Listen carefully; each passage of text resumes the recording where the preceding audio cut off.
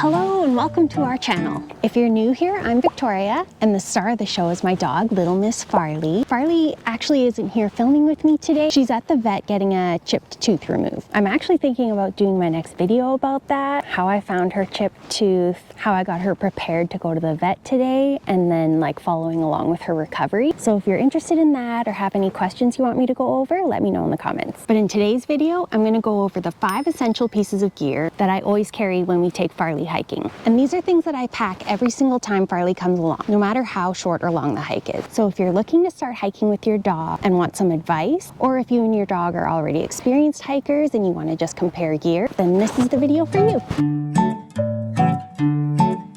Okay, so the first and most obvious piece of gear that you're gonna need for hiking with your dog is a good harness and a good leash. You're gonna want a hiking harness that's really comfortable and secure. So we've been using the Weekend Warrior harness from Herta for a couple years now, and I really like this harness because it's ergonomic, it doesn't restrict her movement, it's really durable, and it's got this handle on top in case we need some extra control. And just a note about this, I did get this harness for free last year when we were part of Herta's ambassador team, but we're not on their ambassador team anymore, and I'm not being compensated in any way for sharing this. I just really like this harness. I know a lot of people use like dog hiking backpacks instead of a harness, and that's an option that a lot of people like. But for day hikes when we're traveling relatively light, I like to just carry all of Farley's stuff in my own pack so she can just wear a regular harness. It's a bit easier on her body and she can just enjoy the hike. So for a leash, I always hike with a hands-free leash. It just makes things so much easier for me if I have both my hands free.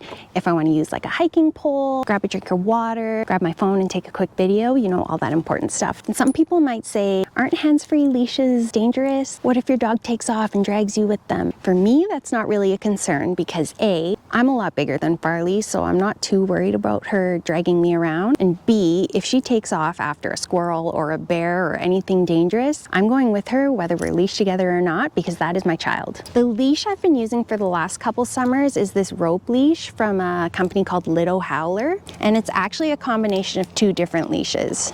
So there's this regular rope leash with a carabiner that attaches to Farley's harness, and then this end has just a handle with a little attachment point here. And this is the connector piece that I use to make it hands-free. So I just attach one end to this connection point, and then I loop it around my waist to make it hands-free.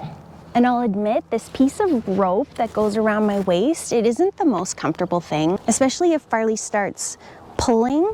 Like it kind of digs into my back, and then my backpack sits right on top of it. So it's always kind of like a piece of rope digging into my back. But even though it's not the most comfortable thing, I've stuck with it for a couple years because it is really strong and secure. It's made from climbing rope, so I know it's really strong. And I just find the quality holds up better over time compared to those like webbing style leashes that show more wear. Like I've used this leash almost daily for Farley for over a year now, and it's a little dirty, but it doesn't really show any signs of like wear and tear. There's no like fraying or anything like that. So that's why I like this leash, and I'll probably continue using it until I find a better option. If I end up finding something better, I will let you know. Okay, number 2, dogs need a lot of water when they're hiking. So you're gonna need to pack extra water for them and a water bowl. I carry this collapsible water bowl on my backpack, and it's really nice because it weighs basically nothing, and it's really soft, so it doesn't bother me that it's attached to my backpack. I don't even notice it's there. So I use this to give Farley water when we stop for longer breaks, but most of the time during hikes,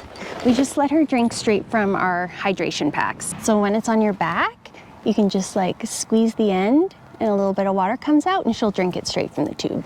And it's super cute when she does this, and it's also faster and easier than stopping, getting out the bowl, filling it up. The actual amount of water your dog needs when they're hiking is gonna vary depending on your dog's breed and size, how strenuous the hike is, the temperature, the humidity, etc. I don't wanna say the wrong thing here, so all I'm gonna say is do some research about it and then bring more water than you actually think you need just to be safe. Okay, the next item on my list, and don't roll your eyes at this, is dog boots. You might think these are kind of gimmicky, but hear me out. I don't think dog boots are necessary all the time when hiking, They can actually be really uncomfortable on dogs. They can be slippery, they can mess with their natural gait, but I always carry them with me just in case. So times I would actually use these boots are if the ground is too hot or too cold and it's clearly causing her discomfort, or if we've been hiking on a tougher surface like rock or scree and her paw pads are starting to look worn down. The boots I pack for hiking with Farley are the Roughwear Grip Treks. I've tried quite a few brands of dog boots, and these are my favorite ones for hiking. I like that they come in a set of 2, so you can get a different size for their front paws versus their back paws, because most dogs do need a different size for their front and back paws.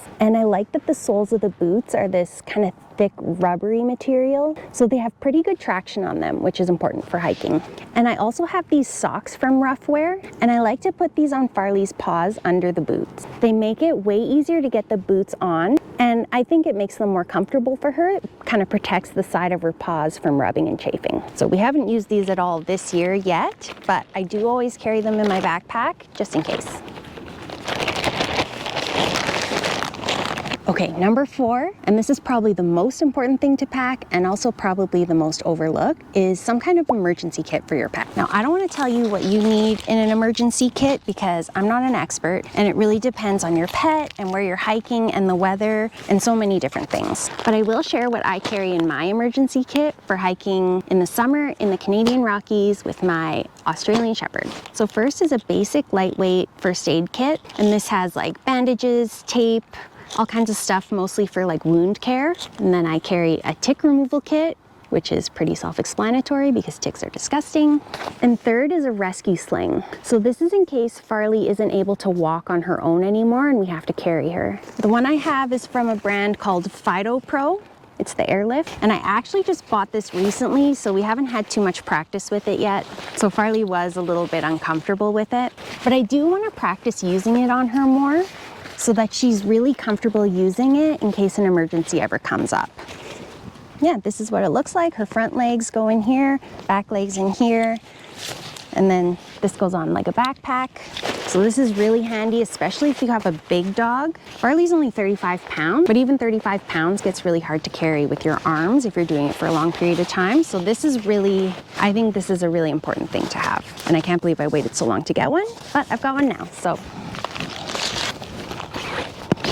Okay, lastly, we have our least favorite, but still very essential item for hiking with the dog, and that is poo bags and a waste pouch. If a dog poos in the woods, do you even have to pick it up? In my opinion, yes. I know there's all kinds of wildlife out there leaving their turds all around, but us and our dogs are not natural parts of these environments. Dog poo is foreign, so it can contain nutrients and bacteria that are harmful to wildlife and the ecosystem. So if we want to protect these places and keep them wild, we should follow the leave no trace principles, which means packing out whatever we bring in, and that includes our dog's poo. So I always carry a bunch of poo bags in my backpack, probably a full roll, just in case. And this thing here is called a pup pouch. And it's basically a roll top dry bag made out of really thick smell-proof material. So once Farley's made a poop and I pick it up with this and tie it up, I drop the poop bag in here, roll it back up, clip it, and attach it back to my backpack. And that way I can do the right thing by packing out Farley's poo, but I also don't have to be bothered by the poo smell for the rest of my hike. You can also use the pup pouch to carry any other waste like snack wrappers, drink containers, whatever else. And then once you're done hiking, you just open it up, dump it all in the trash. And another disclaimer, I was gifted this pup pouch for free last summer. It's from a small Canadian business, but I am in no way required to include it in this video. I just really like the product, and I think it's essential for anyone who does hiking with their dog. And that wraps up my 5 essential pieces of dog hiking gear. If you have questions on any of the gear that I mentioned or want any more details, let me know in the comments. Or if there's anything you think I missed that I should add to my essential gear list, let me know that too. And thanks for hanging out with me today while Farley's at the vet. I promise not to do too many more videos without her. I know she's the one you really want to see. We have a lot more fun video ideas planned, so I hope you'll subscribe and stick around. And definitely hit subscribe if you want to catch next week's video about Farley's chipped tooth and the tooth removal. See you next week. Bye!